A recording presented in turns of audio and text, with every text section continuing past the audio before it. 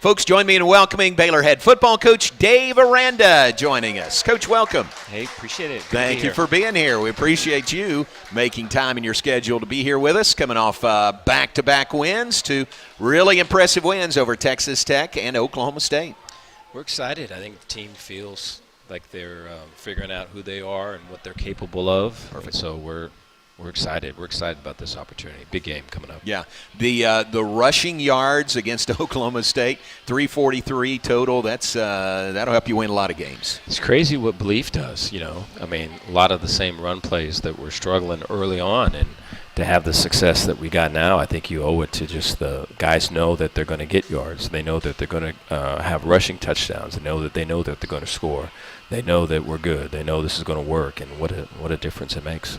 How much credit should the offensive line get? How much better are they getting? Yeah, I think across the board, there's been improvement. I think, and what's hard about that improvement, when things are negative and things kind of pile on, and it's the world we live in, and so something happens and it's bad, then it gets multiplied a million different ways. And so to kind of keep the outside on the outside and to focus on the inside and what you can control and all of it, that's a great lesson. That's going to go beyond football, in the time that we're here. But we've been able to apply that lesson, and we're still in the midst of it. I think the best is yet to come. Big numbers for especially Dawson Pendergrass on Saturday, the win over Oklahoma State. What do you average, 23.7 yards per carry? Yeah, timely big plays by him. There's the tempo of the offense. It goes so fast, and the line's coming out, firing out, and all that. And he's so patient back there. Reminds me in a way that the running back that we played at Tech has similar type of approach where they go fast, and he's just so patient, and he'll find a seam, and it's usually not where it's designed to go. It'll be somewhere else, and it just makes it way difficult when you're kind of revved up and go.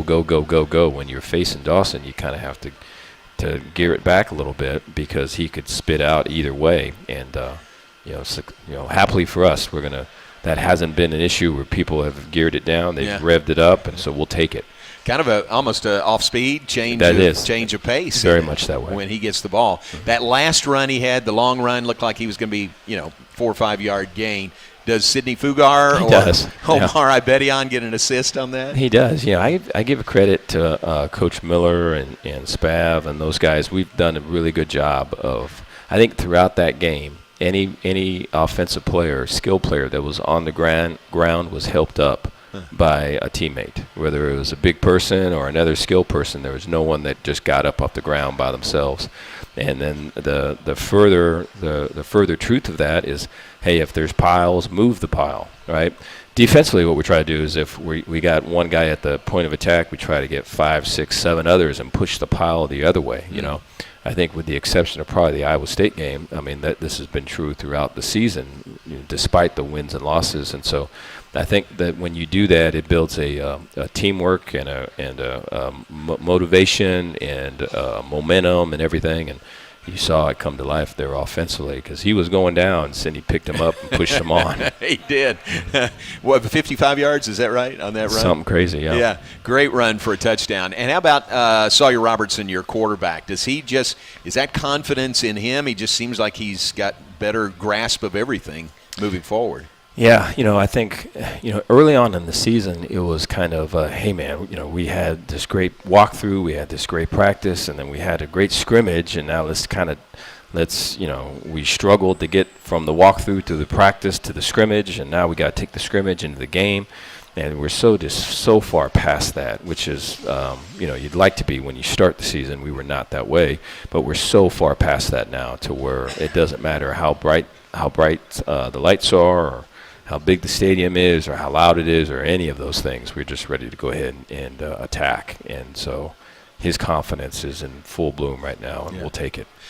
2 straight wins coming off the open date. That was the week before that. As you look back on it, was that open date just really, really a plus for you?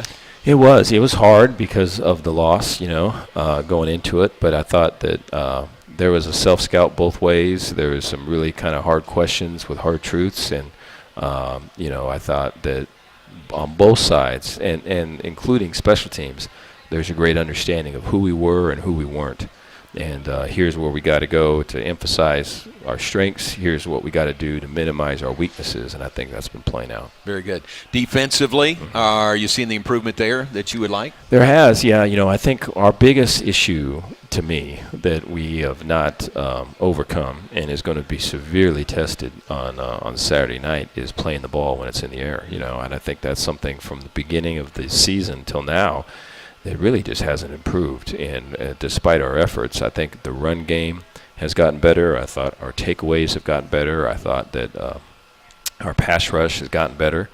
I thought third down, we're one of the top teams in the Big 12 and third down, getting off the field. I thought there's a lot of areas, but the area that's holding us back is that when the ball is in the air, we got to come down, make a play, go up and come down with it and make a play. And we're facing the number one passing team in the conference.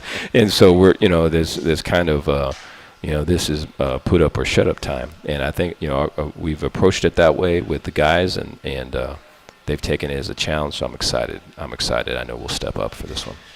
What's that process been like for you, calling the defensive signals and at the same time being the head coach? Are you more into that rhythm, that routine now?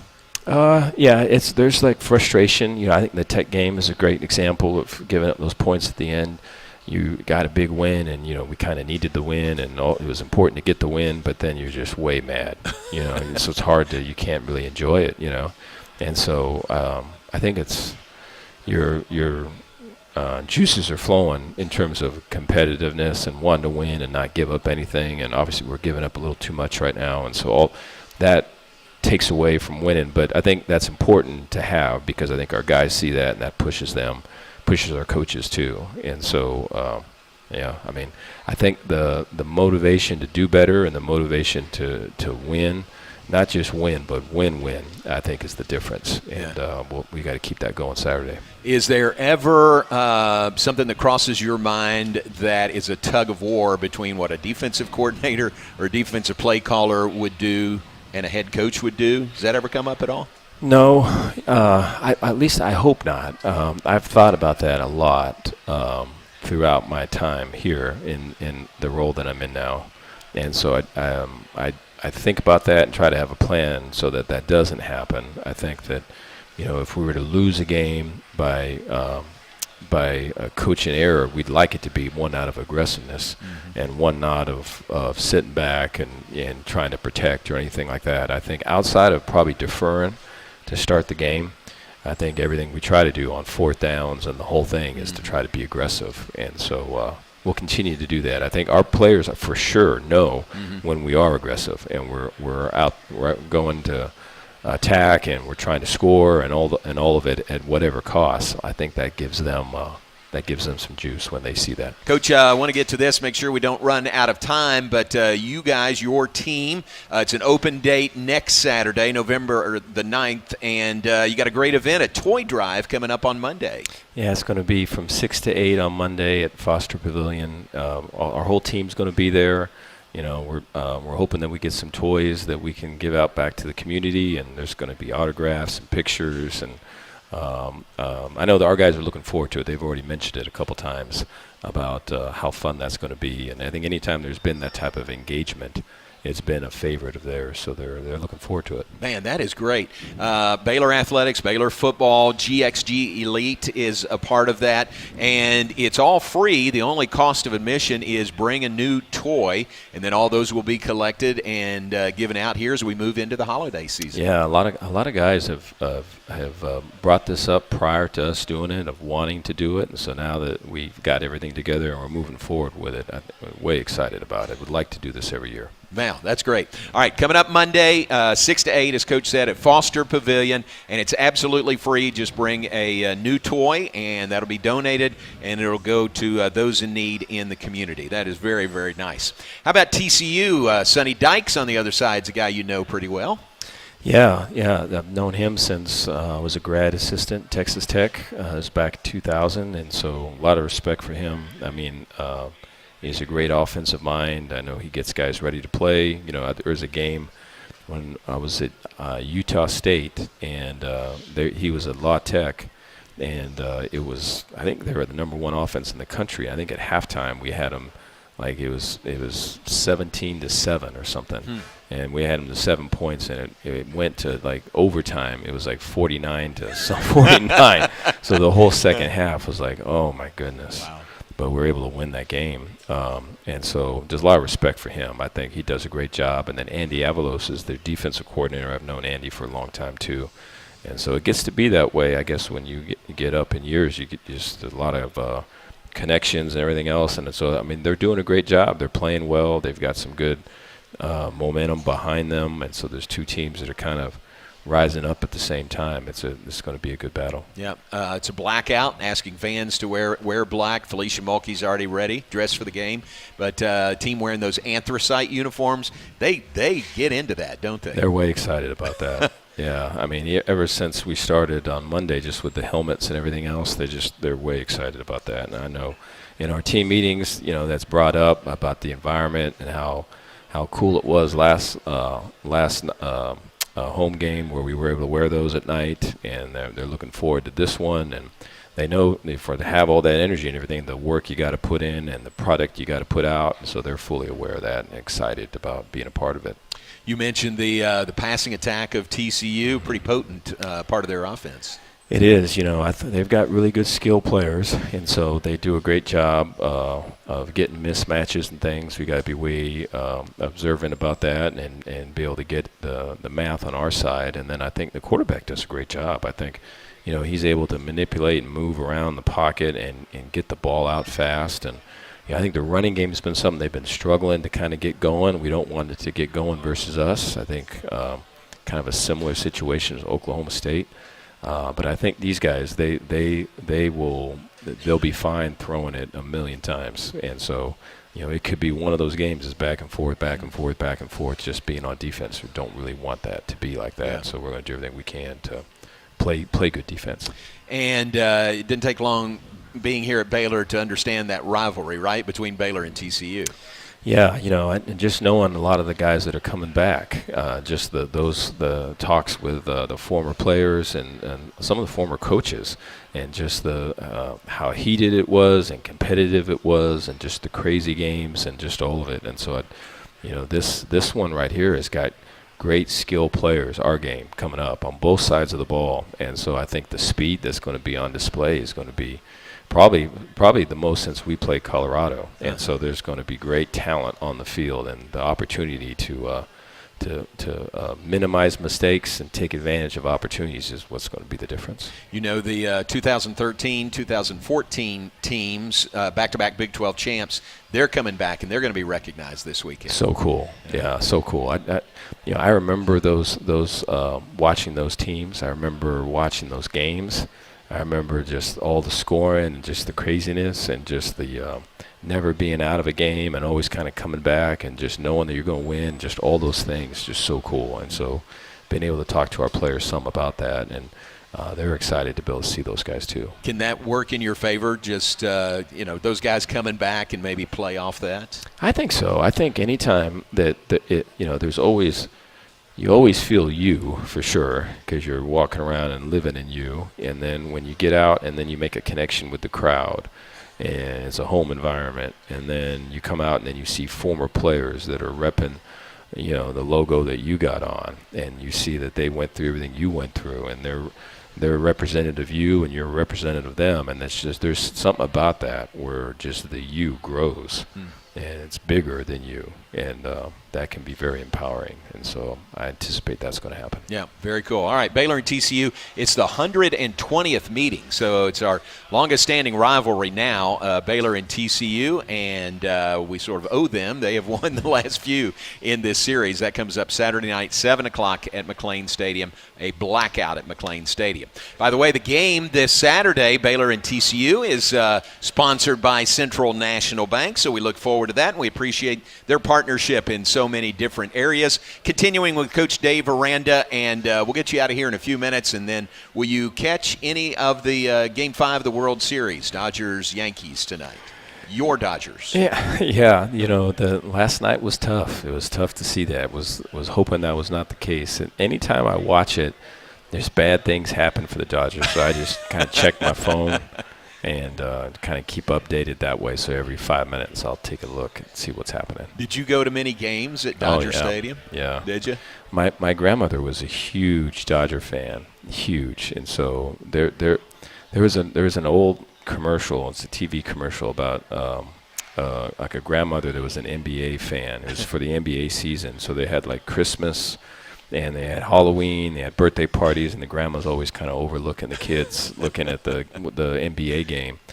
My grandmother wasn't quite like that, but kind of. Right. And so just the Dodgers were always on. Fernando Valenzuela just passed, just recently, but it was always something we talked about, and just, I don't know. So I don't think I had a chance. I was going to be a Dodger fan. That's great. Well, they're up 3-1, so we'll see what happens tonight in the Bronx. Questions from the audience for you, Coach. Chrissy said, where's Chrissy? Chrissy is... all right, somewhere here. She says, Coach, what aspect of this team's growth in season are you most proud of right now? I think the showing up every day where it's bigger than you, where you're going to, it could be, hey, I'm tired. It could be, I stayed up late to do this, and I'm kind of, my body's sore, or I should be getting these reps. Why aren't I getting those reps? And putting that all off to the side and doing whatever you can for the team. So being consistent and being able to count on you every day. I think we have some really, really strong personalities and some really, really talented guys. I think during this last stretch, we've gotten those guys to show up consistently every day, so that you can count on, I'm Michael Trigg to be Michael Trigg, Matt Jones to be Matt Jones. And although if we show up like that, we can beat anybody. I really believe that. And so we've been able to have that and want that to continue. Good. Matt's playing great, isn't he? He is. Big 12 Defensive Player of the Week this week. Gus asks, is this Gus right back here? Yes. Gus, with very nice handwriting also, says, how do you balance Josh Cameron as a special teams weapon versus keeping him healthy and fresh to play wide receiver?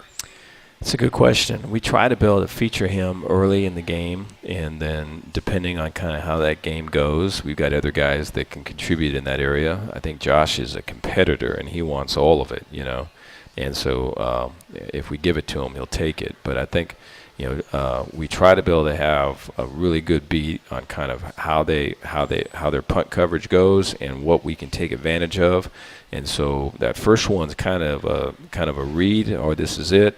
Then that second, third, and if there is a fourth, those are the ones we're trying to attack. And then from there, right, depending on how it goes, we've got some other guys that can do some damage with that too. And so I think early on, if we can get a return going, we're going to try to do that with Josh. Yep, very good. All right, final minute we have left. Roy doesn't have a question, but he says, just wanted to say thank you for the way you are doing things the right way. No, thank you. Thanks Appreciate for that, Roy. Thank Appreciate it. Kelly and Geraldine ask, what strategies do you and the coaches use to keep the players focused during intense periods of the season?